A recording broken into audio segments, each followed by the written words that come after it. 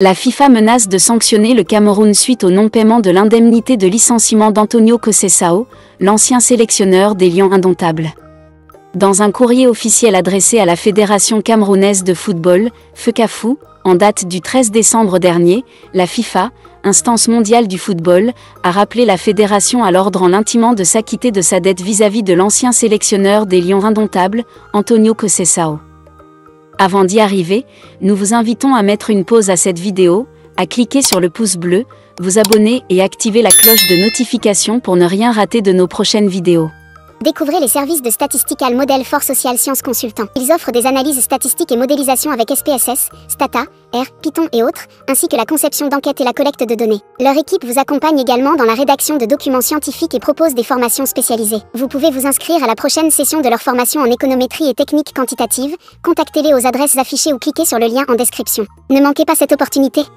Cette dette colossale, estimée initialement à 1,6 milliard de francs CFA, est en suspens depuis 2022, date à laquelle le technicien portugais a obtenu gain de cause devant les instances judiciaires du football après son licenciement abusif par la FECAFOOT, alors dirigée par Samuel Eto'o. Malgré plusieurs mises en demeure et relances adressées par la FIFA à la FECAFOOT, cette dette reste impayée à ce jour. L'instance dirigeante du football mondial, lassée par l'absence de réaction concrète de la part des responsables camerounais, envisage désormais de passer à la vitesse supérieure.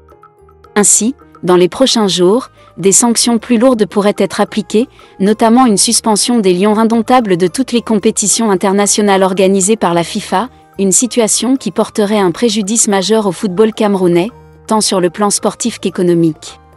Il est également important de rappeler qu'en juillet 2024, la FIFA avait déjà pris des mesures punitives en retenant 20% du financement du programme de développement alloué à la FECAFOOT.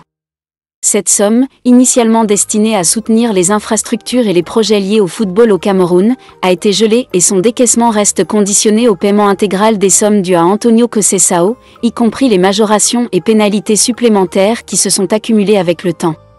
Si aucune solution n'est trouvée rapidement, la situation pourrait s'envenimer davantage et entraîner une crise sans précédent au sein du football camerounais, mettant en péril l'image et la crédibilité de la FECAFOOT sur la scène internationale.